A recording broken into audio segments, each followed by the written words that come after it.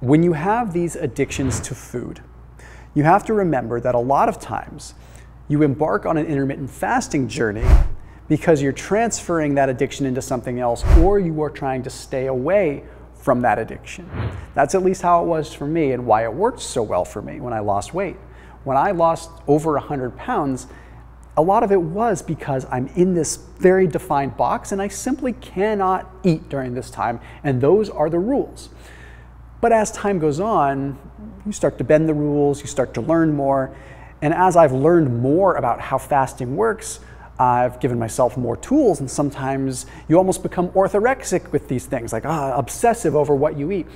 So there's things that I wish I knew 5 years ago with intermittent fasting that I think would make my life a lot better then, and would probably make my life even better now. The first one is one that I talk about a lot, and that's the fact that at the end of the day, intermittent fasting, and fasting in general, is still going to lead to caloric restriction over time. And if you do not keep a very sound wolf at the door for that, you will find yourself reducing calories and ultimately at this lower basal metabolic rate. And eventually you find it harder to lose weight. And the only way you can lose weight is by drastically reducing calories even more. It becomes a problem. And I see this happen with people that do like 16/8 fasting every single day. Next thing you know, they're just eating 1,200 calories because they're adjusted to that. And you find that your recovery is hurting. You're not able to recover in the gym. You're sore for a long time. And this happened to me. I wish that I had corrected this 5, 6, 7 years ago, not just a couple of years ago. And that's probably one of the most powerful tools that you can know is, maybe I shouldn't be fasting every single day. Man, I think I would have avoided a lot of injuries that way. That kind of leads into the next one, which is the Hormetic Curve. Understanding this very basic principle that a little bit of stress is good. A lot of bit of stress isn't always good. And what doesn't kill you makes you stronger. Or maybe what doesn't kill you kills you slowly over time, right? So we have to pay attention to this. We do have to remember that fasting is still a stressor. Fasting does increase reactive oxygen species. It does decrease recovery to a certain point because it decreases inflammation, which can actually inhibit recovery. Now, I don't expect you to know this, right? This is stuff that I've learned over the years where I've been fortunate enough to have research at my fingertips now. And I wish I learned this stuff sooner. I wish I had monitored sleep, because that would have told me so much about how much I was fasting. If I was fasting too much, if my sleep starts to go to crap, I just turn down the fasting, take a couple days off. I wish I was monitoring cortisol more, right? Within this, there's such simple salivary cortisol testing that you can get for like 20 bucks now. I wish I was looking at my testosterone levels more, because I would have been told me that testosterone to cortisol ratio is very important. And the point is not to get nuancy with these things, but is to say, have objective measurements that tell you when you're going too far. Because I know if you are into fasting, you are probably someone that puts yourself there because of the addictive personality. So be careful, because you can get addicted to the fasting too. Another thing that I wish I knew, and stuff that I've even done content on, I wish I knew how important movement was during a fast. Like, if you look at it from an evolutionary perspective, it just makes such logical sense. Like, biologically, when we are not eating food is when we were most likely moving, because we were probably hunting. So it makes sense that from a simple, like, evolutionary perspective, if we're not eating, we should be moving. I wish I knew that exercise was a more important stimulus than food or even lack of food.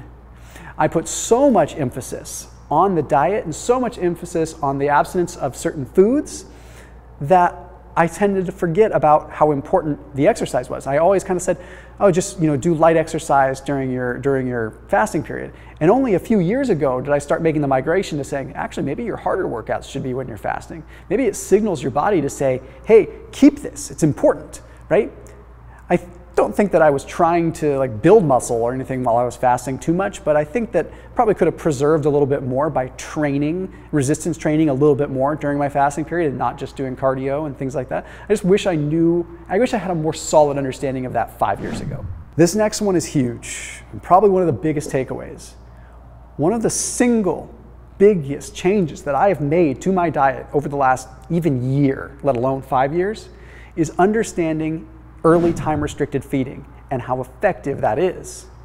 And understanding and not shaming eating big breakfasts. For years, I really tried to drill into people's heads that just skip breakfast, just skip breakfast. And I understand how many thousands of lives I probably helped by encouraging that.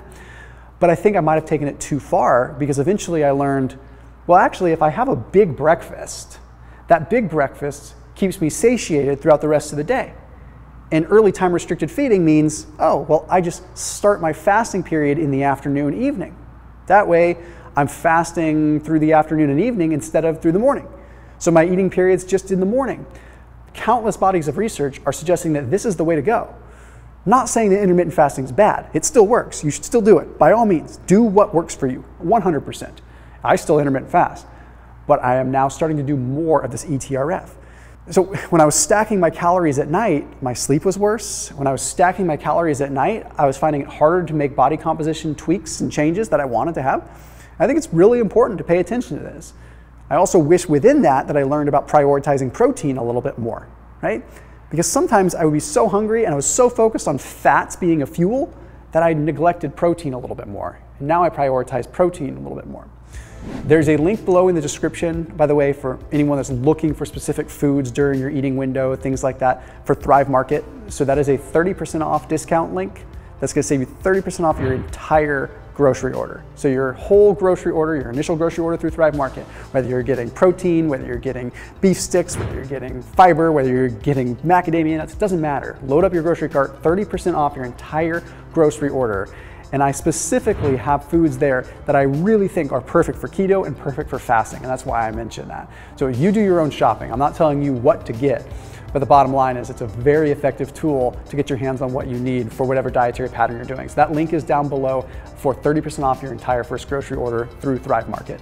The next thing that I really just had a hard time fully understanding, that I wish I knew sooner, was don't build your entire fast around autophagy. And what I mean by that is, if you start getting freaky about every single calorie stopping autophagy, you're missing the forest through the trees. You really are. And some of the research that I've seen recently and experts that I've talked with have really taught me that autophagy is most greatly stimulated by exercise. You're gonna get more autophagy out of 30 minutes of aerobic exercise than you might out of a 3-day fast. Does that mean don't fast? Heck no. You still get awesome amounts of autophagy out of a fast. The point is, don't build your fast and stress yourself out over this little iota of autophagy. When if you do have 5 calories, just go walk or go for a little run and burn the 5 calories and get yourself deeper in an autophagic flux, right? Point is that autophagy is something that we can absolutely master with fasting, but we can absolutely master it with exercise. Combine them, and it's even better, because then you're getting a double whammy. So don't craft it around that. It'll just stress you out, but definitely be excited about it. This next one is one that I really had to come to grips with, and articulating it well is important.